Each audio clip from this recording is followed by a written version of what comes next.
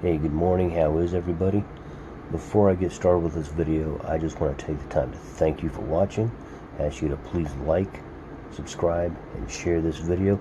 Hit that little bell notification so you get notifications when I post the next video. Thank you very much.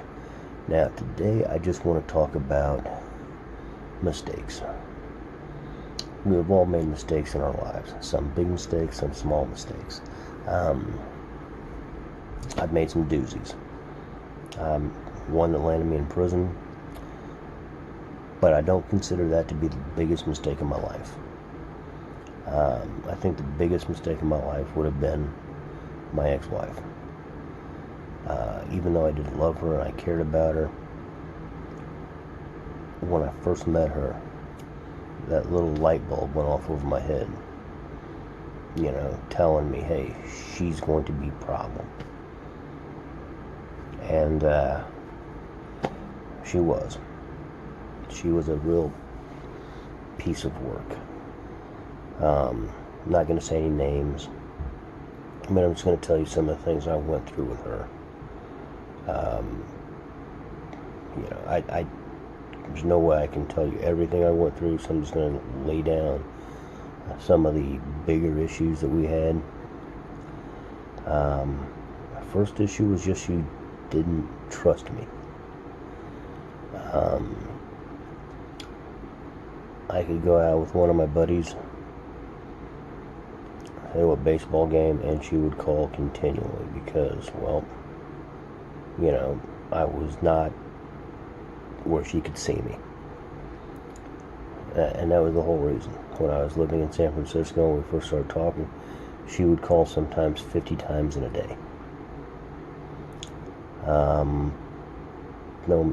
matter where I was, she was a very, very untrusting person. We worked together, and even during the time we worked together, she would accuse me of sleeping with people that we worked with. Well, I was with her at work, I was with her at home. We worked 10 feet apart from each other. But yet she accused me of sleeping with people, including her mother and her sister, who at the time was 13. None of it ever happened. It was all in her mind, and that was something I had to deal with. It was her being mistrusting of me. Money was another issue. We'd get paid, we'd put $1,500, $1,600 in the bank between the two of us, and the money would disappear. I put $100 or so in the savings. I put, I had all the bills being paid automatically, coming directly out of my checking account. So, I knew how much was going out, I knew how much we had, and how much we should have had left. But yet, we always ended up overdrawn $400, $500, $600. But she couldn't admit to anything.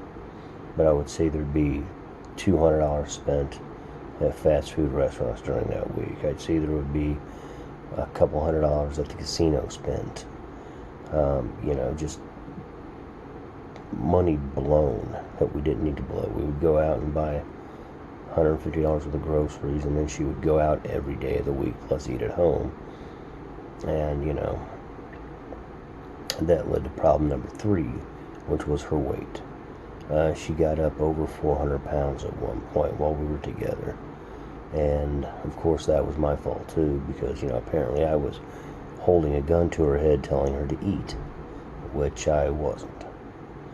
I was always at the gym. I was at the gym with her, but we would go home, I'd have a protein shake, she would have 32 ounces of pasta, 2 pounds of hamburger, the sauce, the garlic bread, a bag of gummy bears, and then sit there telling me she feels sick.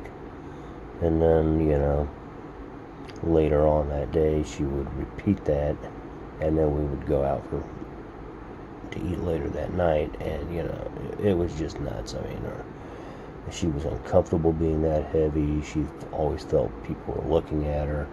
She couldn't figure out why. And we would go out to a movie, and we would have to leave after getting our tickets because people were staring at her. She couldn't deal with it. It got old. We couldn't go out and do anything as a couple because, hey, guess what? Someone might look in her direction.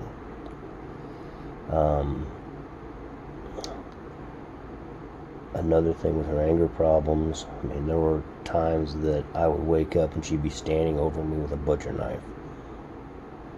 Or, I'd walk into the kitchen, she'd pull a knife on me. I'm just glad we didn't have any guns in the house, or she probably would have tried to shoot me. There was a time she wanted to have a birthday party at a particular club out here, and her mother wanted to throw her a pool party.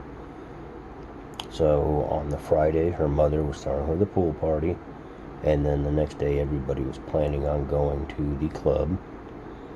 But, because she wanted the club party, the pool party wasn't going to be fun. She got in a car, drove to her mom's, embarrassed her mother, embarrassed herself, and then drove back, yelling and screaming at me, calling her mom every name in the book except for a woman.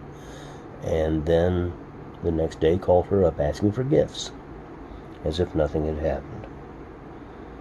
And the biggest problem we had was with her cheating. It seems like that's all she did. From the time I first said hello to her on MySpace to right before the divorce was finalized. In fact, as we were signing the divorce papers and the gentleman she's now married to was waiting out in the car, she asked me if I wanted to have sex with her one last time, which I didn't want to have sex with her the first time. At that point, I was regretting ever being together with her. It's just the kind of person she is. She cheated on me with over 30 people, and yet I was somehow the bad guy. Well, anyway, that is one of my biggest mistakes, was staying with her. I should have never been involved with her. Like I said, I knew from the beginning she was going to be a problem and be trouble. But I just, I was lonely, and I overlooked that gut feeling and my intelligence just because I didn't want to be alone. Anyway, all I can say, if your gut's telling you to run, guys, girls, run. Anyway, peace, take care, be safe. Bye-bye.